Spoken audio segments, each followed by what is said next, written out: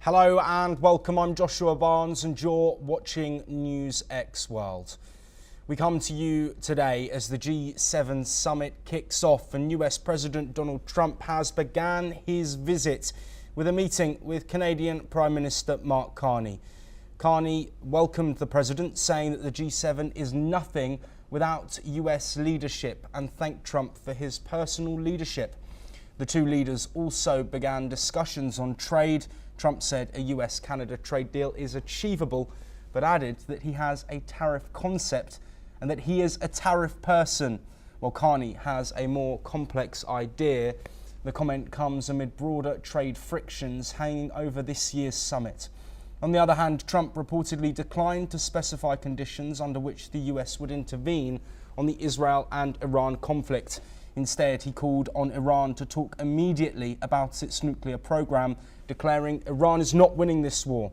Trump also repeatedly claimed that immigrants are being deliberately placed in American cities to boost Democratic votes while at the summit. This comment has not been backed up. Trump has also complained again about Russia's expulsion from the G8 following its 2014 annexation of Crimea, blaming Barack Obama and former Canadian Prime Minister Justin Trudeau. However, it was ex-President Stephen Harper who was in power back in 2014. He claimed that they wouldn't have the war right now if Russia were in and if he was president 4 years ago. Trump is now expected to hold a series of meetings, including a brief pull-aside talk with German Chancellor Friedrich Merz and a later meeting with British Prime Minister Keir Starmer as G7 leaders gather to tackle trade, security and global stability.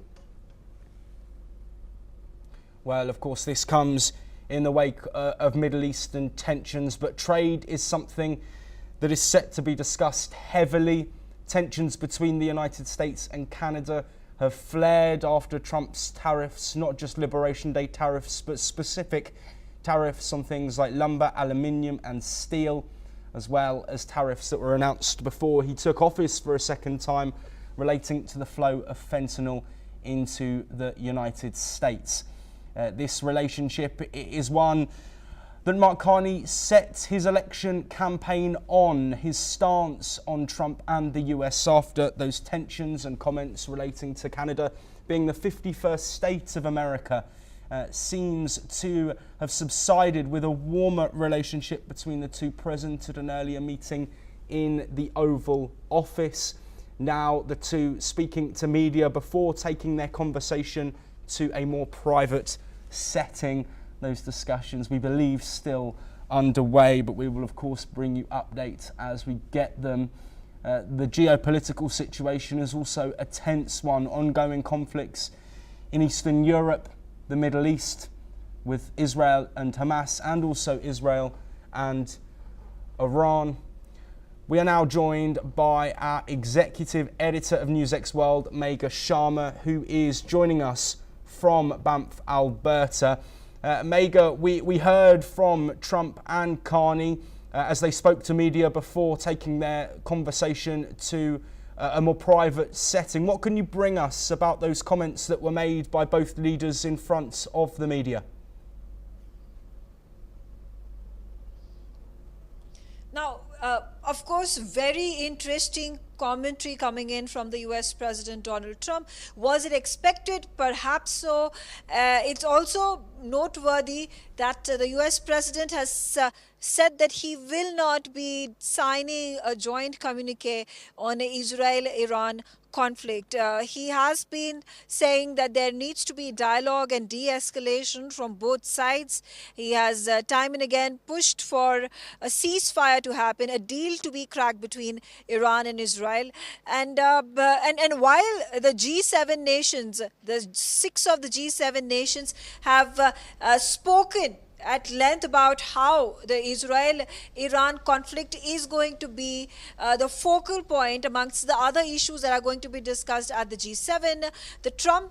Trump's reluctance to speak about this, discuss this, is one has to reflect what is the reason that he has decided not to discuss this with the other G6 countries. Now, is he at this point of time wanting that US itself mediate a peace deal between both countries and Trump take all the credit?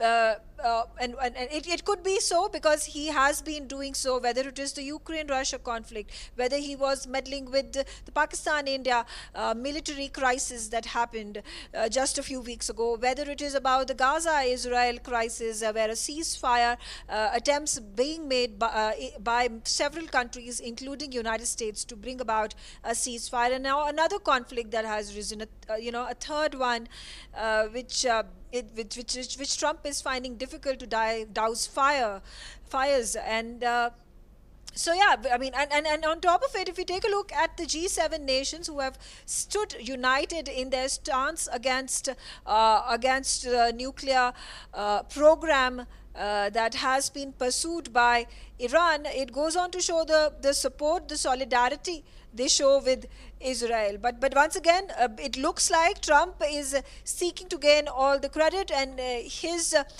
very strong, straightforward statement that he will not talk about Israel and Iran at the G7, even as their conflict continues to rapidly escalate. And this is to the detriment of Iran and Israel. Several civilians, like I said in the past, have been killed in these brutal strikes and counter-strikes between both countries. Yes, and Mega, during his short press briefing with Mark Carney there, as the two leaders embraced and discussed some topics, Trump said, "I am a tariff person." And he said that tariffs are what he does and what he will continue to do. How important is trade heading towards further bilateral and potential trilateral meetings at this summit? Oh, it is the most important conversation that Trump is going to have with the other leaders that have been invited, the G7 plus nations that are present at the G7 Leader Summit here in Kananaskis.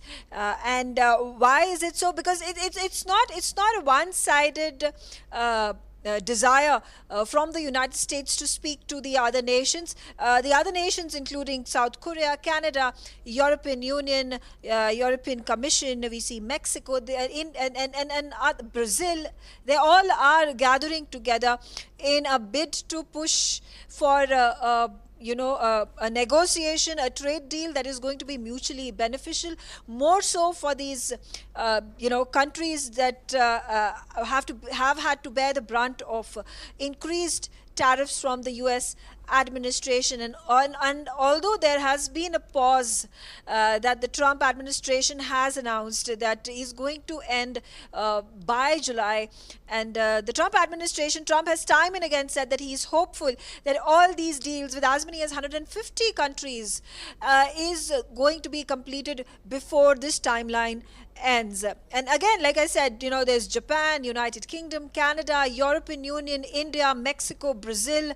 All these countries are looking for Trump to roll back the heavy tariffs he had earlier announced he's going to impose on these countries.